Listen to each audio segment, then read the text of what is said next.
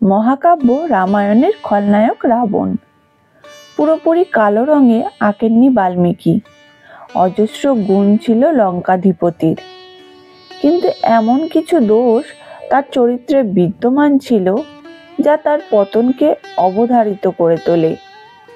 রামচন্দ্রের হাতে তার চূড়ান্ত পতনের আগে বেশ কয়েকবার সম্মুখীন হতে হয়েছে অভিশাপের। তার কৃতকর্মের জন্যই বারবার তাকে বিভিন্ন ব্যক্তির কাছ থেকে অভিশাপ পেতে হয়েছে, এবং এই অভিশাপগুলি সম্মিলিতভাবে রাবণের মতো মহাপরাক্রমশালীর পতনকে অনিবার্য করে তোলে। কারা দিয়েছিলেন সেই সব অভিশাপ, আর কি ছিল রাবণের কৃতকর্ম, জানতে হলে সম্পূর্ণ ভিডিওটি শেষ পর্যন্ত দেখুন। রাবণ একবার বিশ্বজয়ের পরিকল্পনা করেন। দিগ্বিজয়ে বেরিয়ে তার সঙ্গে রঘুবংশী রাজা অনরণ্যের সংঘর্ষ বাধে। অনরণ্যয় রাবণের হাতে পরাজিত হন।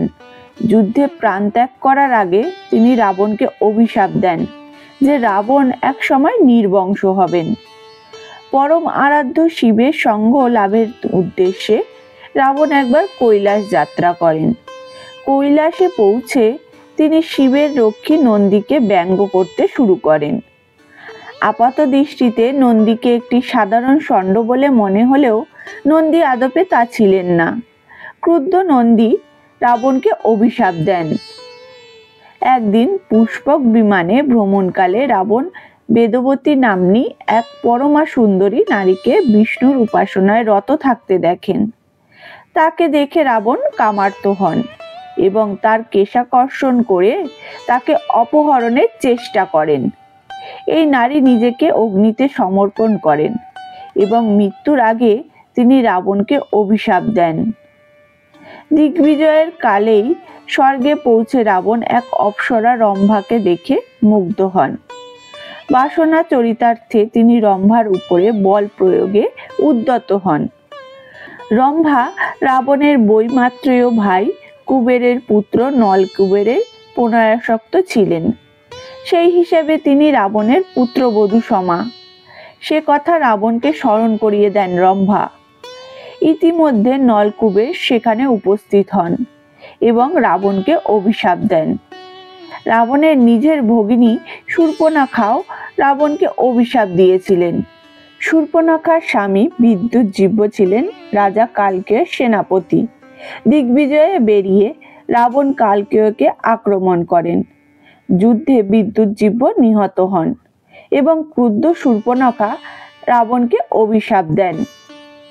মন্দোদরীর জ্যেষ্ঠা ভগিনী মায়ার স্বামী ছিলেন বৈজয়ন্তপুরের রাজা সম্ভর। রাবণ মায়ার প্রতি আসক্ত হন এবং তিনি সম্ভরের অনুপস্থিতিতে মায়াকে কবজা করার চেষ্টা করেন। সম্ভর সেখানে পৌঁছালে রাবণ তাকে হত্যা করেন এবং মায়াকে হরণে উদ্যত হন। মায়া আত্মঘাতী হন। তবে তার আগে তিনি রাবণকে অভিশাপ দেন যে লালসাই তার পতনের কারণ হয়ে দাঁড়াবে।